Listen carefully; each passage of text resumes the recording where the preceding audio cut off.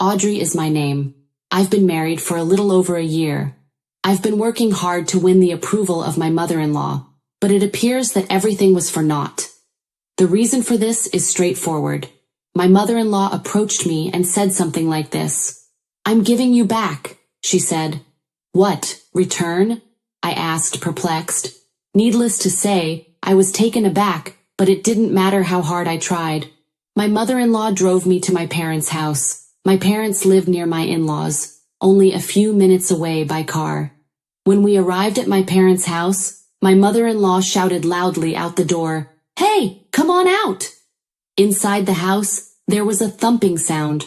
My father came out right away. "Oh, can I assist you?" he asked. "I'm sorry, but I have to speak with you," my mother-in-law replied. "A talk? Let's hear it inside. Come on in," my father responded with a smile. My mother-in-law, on the other hand, shook her head. "We can talk here. We're only here to give your useless daughter back," she told him. "Useless daughter?" My father's expression shifted, his gaze clearly upset, as it turned to my mother-in-law. "What do you mean, useless?" he wondered. "I mean exactly what I said. Isn't that right?" she continued. My mother-in-law expected my father to understand her. "Don't you understand unless I tell you? A wife with a monthly salary of only $500 is a faulty product. Defective," she insisted. "Defective?" My father's face looked like that of a demon. I was afraid my father would go insane, but there was nothing I could do. My mother-in-law, oblivious to my father's rage, continued to speak ill of me as if nothing was wrong. "You know what? She can't do a thing around the house, and she doesn't make much money," she kept accusing me. "And now you want to return her?" my father inquired, his voice tense. When my mother noticed the commotion, she came out of the house. My mother-in-law, on the other hand, didn't look at my mother. "That's what I said," she told my father. "I'm returning such a wife, so the parents should accept responsibility," the mother-in-law added. "I see. I understand what you mean," my father replied. He took one look at my mother, then they both nodded. "Well then, there's nothing we can do. Let us take responsibility and close the company," my father uttered. "Yes, we need to accept responsibility and close the company," my mother added firmly. "What? You're going to close the business?" My mother-in-law was taken aback. "Wait, what company are you referring to?" my father-in-law asked, a little upset. "You're asking us to take responsibility. It's company. What else could it be?" my father stated flatly. I couldn't help but sigh when I saw my father in that state. He was furious. What should I do? I couldn't stop him when he became like this. My father, when serious, would always follow through on his promises. No matter how difficult the task, he would make whatever he said come true, particularly when it came to me, because he adores me so much. Why is my father so devoted to me? It has something to do with my childhood. From a young age, I was extremely frail. If something bad happened to me, I'd get a fever and go to bed right away. Every few weeks, I'd get a fever, and I'd stay in bed for a week after falling ill. That is why I couldn't attend elementary school much and rarely played with my friends. My mother would, of course, stay with me if I fell ill, and because he was worried about me, my father was unable to complete any work, which was a common occurrence in our family. Perhaps he loved me even more than usual because I was so frail. In any case, both of my parents adored me since I was a child. Being physically weak wasn't all bad either. My parents provided me with many things to keep me occupied while I was bedridden. They bought me books, video games, and a variety of other items. My older brother was extremely jealous of me. I was the only one who could be bought so many things. Among them, I was particularly fond of my laptop. It was my father's, which he used for work. Because it was my father's second-hand laptop, it might not have been enough for a normal person to use. However, as an elementary school student, it was enough. I was able to draw pictures and play games. I could use it to connect to the internet and see what was going on in the world. I spent most of my time in bed, so the computer was a whole new world to me. There was a world here that I had no idea existed. Perhaps I can make my own world here. It's a good memory that I had as a child. That is how I became interested in computers. It started with children's drawings, but I eventually moved on to computer graphics. Fascinated by the world of 3D, I began to study illustration and computer graphics. That's how I ended up becoming a graphic designer. Even though I'm weak, I can handle this. With this in mind, after graduating from high school, I began working as a graphic designer at home. However, I encountered numerous difficulties in the beginning. I was self-taught, and I lacked any specialized knowledge. Furthermore, I had no idea how to find work. My body isn't in good enough shape to go to work, so I'll just have to make do. It is difficult for me to commute to work. I could work remotely, but I wouldn't be able to work every day like a regular person. In other words, the only way for me to work at my own pace is to take on work on my own and complete it. It's a lot of work, but if this works out, I'll be able to support myself. I spent many days on the internet researching, piling hard work on top of hard work. I persisted, and more people began to recognize me. The same people approached me again or introduced me to new clients. My work gradually began to take on the characteristics of a job. In the meantime, 5 years had passed. When my work became popular, I breathed a sigh of relief. My father approached me with a proposal at that point. "Do you want to make a commercial for a construction company?" he asked. It was an unexpected request. My father owns and operates a local construction company. He used to build houses on contract, but now remodeling houses is his main source of income. There were only 3 employees, my father, mother, and brother, but it was a well-known construction company in the neighborhood. "Are you sure you want me to do this? If it were a job, I'd be paid, right?" I asked, wanting to be clear. "I didn't request it because you're my daughter. I'm asking because I believe you have good advertising tastes," my father replied. I thanked my father for his words of wisdom. I was pleased to be recognized as having good taste, but more than anything, I felt accepted. My design was later used as an insert ad in the newspaper.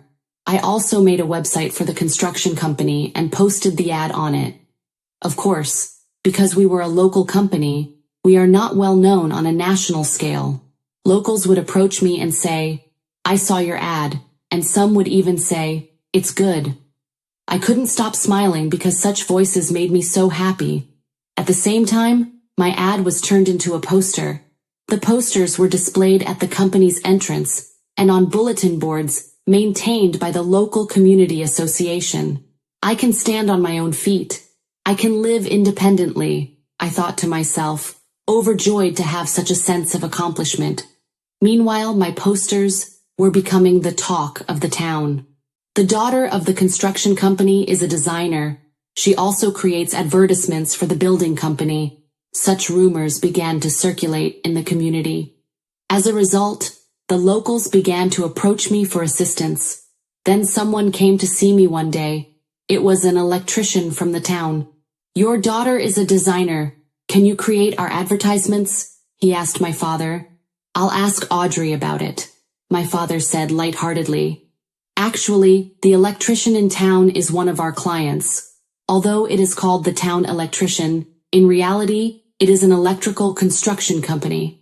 For example, they install air conditioners, fiber optic lines, and electrical wiring. So when electrical work is needed for remodeling, we ask the town electrician to do it. "So, Audrey, can you do it for me?" my dad asked, turning to me. I understood they were an important business partner, so I accepted the offer.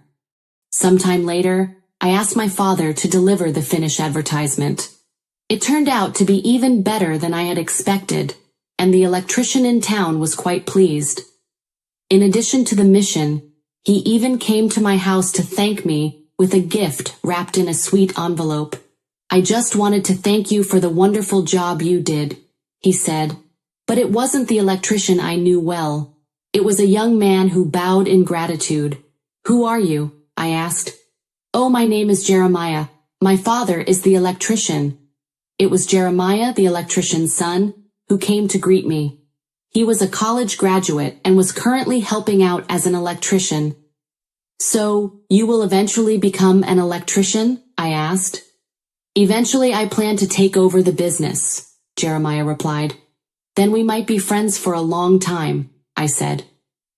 "Yes, I would like that as well, especially with an attractive person like you," he added with a smile. "What? Me?" I was surprised. I had not been able to attend school much and had never been in a relationship. Could it be that I was being seduced? My face suddenly lit up when I thought that. I turned bright red and slumped down like a child. In the end, we only exchanged contact information that day, but it wasn't business contact information. It was our personal details. I had never done anything like this before. I was so nervous that I couldn't sleep that night. After that, Jeremiah and I kept in touch with each other. In between work, we would tell each other about the day's events and talk about hobbies, favorite things, and other interests. It became a daily routine. Eventually, we started dating. However, we could not do any of the things that normal couples do. First of all, I was too frail to travel far on dates. We could only go out together to a neighborhood park when I was feeling well. We were never able to go on a normal date like watching a movie. Another major reason was that our days off did not match. Because I was taking on work privately, I was able to take time off freely, but that was not the case with Jeremiah. Even on days off, he often received urgent requests to repair household appliances. Moreover, as summer and winter approached, it was not unusual for him to have to install air conditioners every day. Despite all this, I couldn't do anything that was typical of a normal lover, but that didn't cause me any trouble. We could always keep in touch with each other on our phones, exchange words, and send messages. I was always in bed with a fever, so that was nothing to me. We grew our love in this way and got married a few years later. I was to go to Jeremiah's house. Naturally, Jeremiah's parents knew me well, so my mother-in-law told me, "Just take care of the housework, as long as it's not too much for you." "I understand," I said. My father-in-law was also kind to me.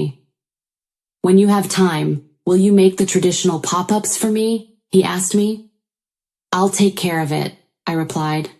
"I'll leave it to you." "Thank you," he said. I thought I was getting along with my in-laws because of this, but that was only in the beginning. Gradually, my mother-in-law began to ask me to take care of various things. "I'm going to be out of town for a while, so can you watch the store for me?" she asked. "Sure, but I'm working too," I said. "Just stay at the counter. You can work there too, right?" she suggested. "If you don't mind if I bring my laptop, I'll take care of it," I responded. "I don't mind at all," my mother-in-law agreed. In this way, my mother-in-law began to ask me to watch the store more and more often. My father-in-law also started asking me for favors. "Could you make a website for the store?" he inquired. "What?" "I'm not an expert," I replied. "Just something simple, okay? Please," he added.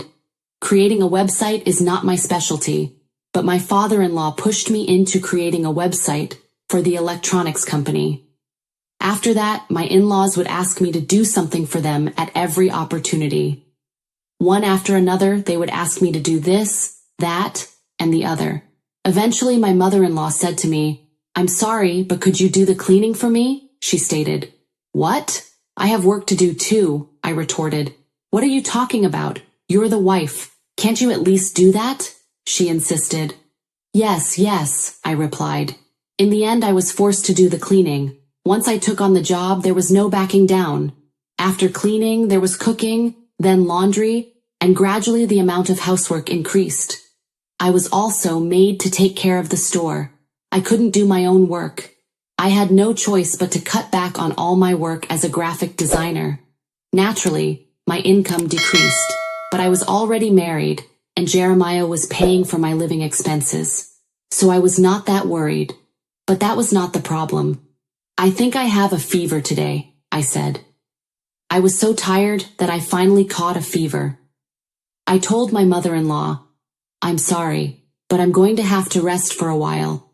When I told her, she wasn't happy. I can't believe you'd get a fever over something like that, she said. But then she added, oh yes, I understand. Just go back to bed. She said this casually and quickly left the room. Huh? I might have offended her, I thought, regretting it. But it was true that my body wasn't listening to me, so there was nothing I could do about it. I lay down on the bed. After a while, Jeremiah came in and asked, are you okay? Yes, I'm sorry, I replied. Don't be too hard on yourself, he continued.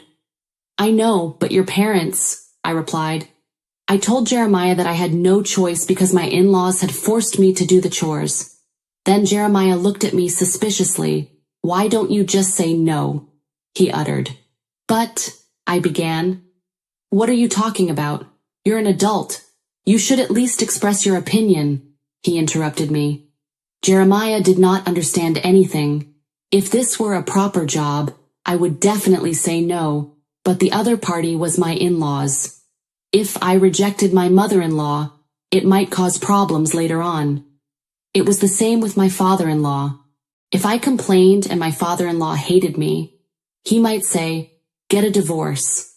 I know it's probably just me thinking too much, but I can't help but think about it. This is why I could not disobey my in-laws. Aside from that, I was sad that Jeremiah didn't understand me. I couldn't believe he didn't understand me either. I was all alone in my in-laws' house. Thinking of that, I started crying. However, this kind of thing was quite common. I mustn't lose, I told myself. After that, when the fever subsided, my mother-in-law again asked me to run errands for her.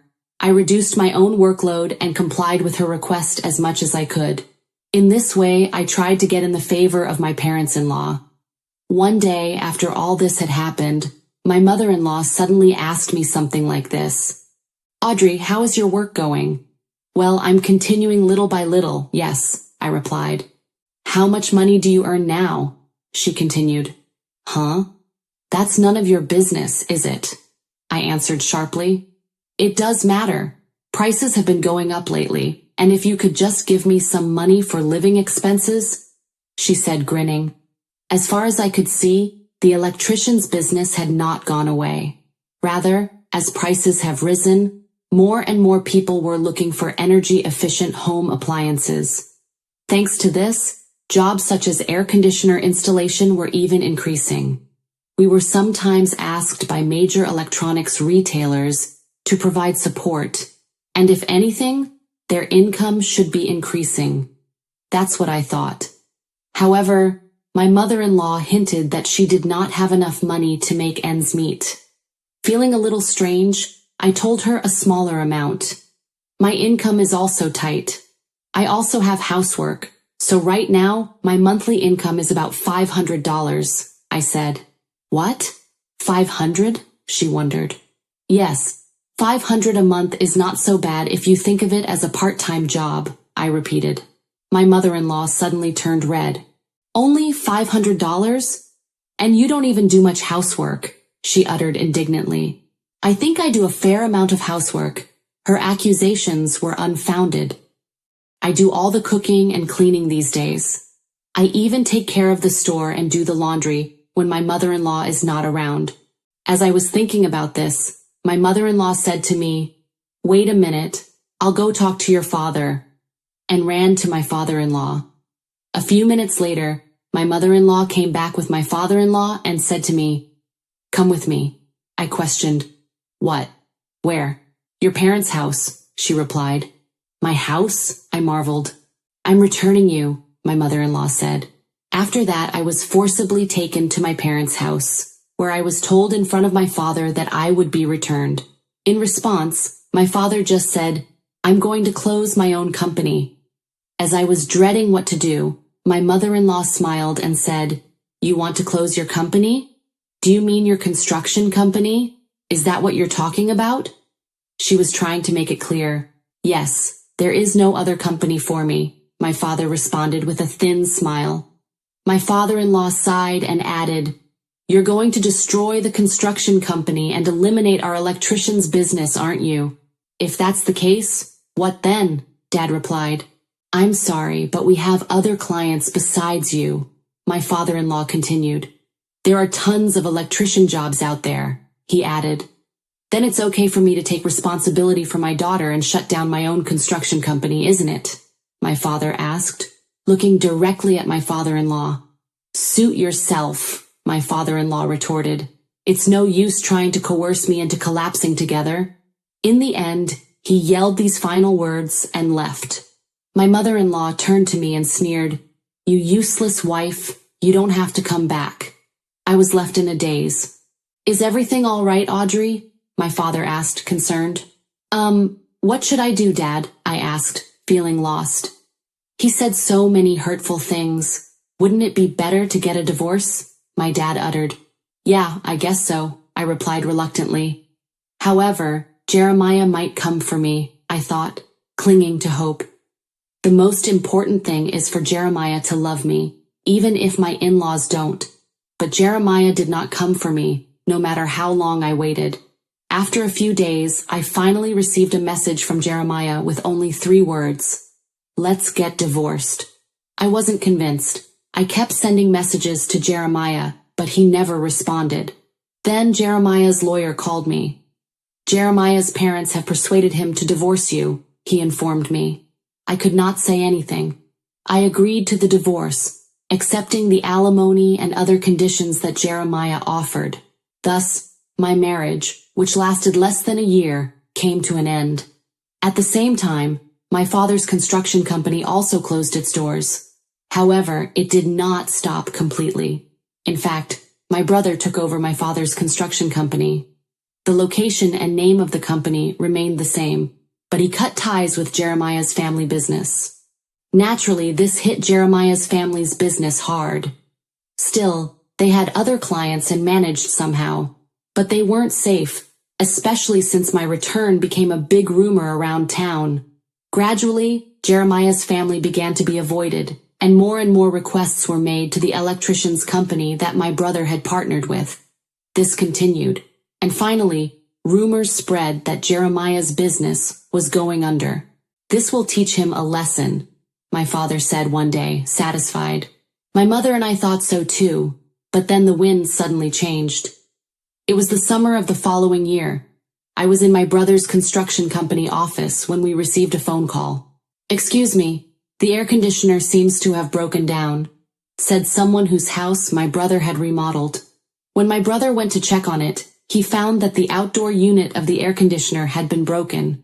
"That's terrible, even for a prank," my brother muttered. He consulted with the family and immediately reported it to the police. My brother then contacted his electrician partner and had the air conditioner replaced. But this wasn't the only case. The same thing happened again and again. My brother's construction company alone could not handle the situation. The story goes that the affected people reluctantly asked Jeremiah's family for help. "We are receiving more and more similar requests, and the fee will be charged at a premium," my ex-father-in-law announced, grinning. "Is that okay with you?" he asked one of the affected clients.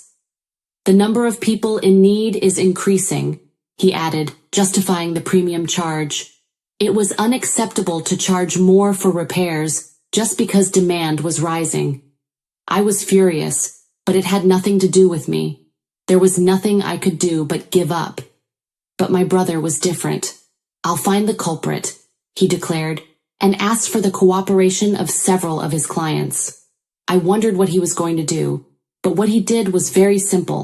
He lent them an intercom for free. "Why an intercom?" I asked, puzzled. Intercoms nowadays have a video recording function.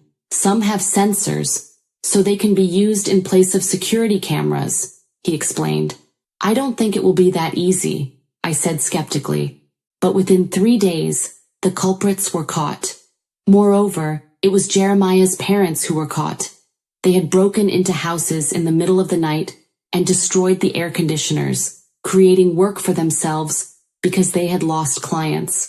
When questioned by the police, they confessed to such selfish motives. I was reminded of the term mutual collapse.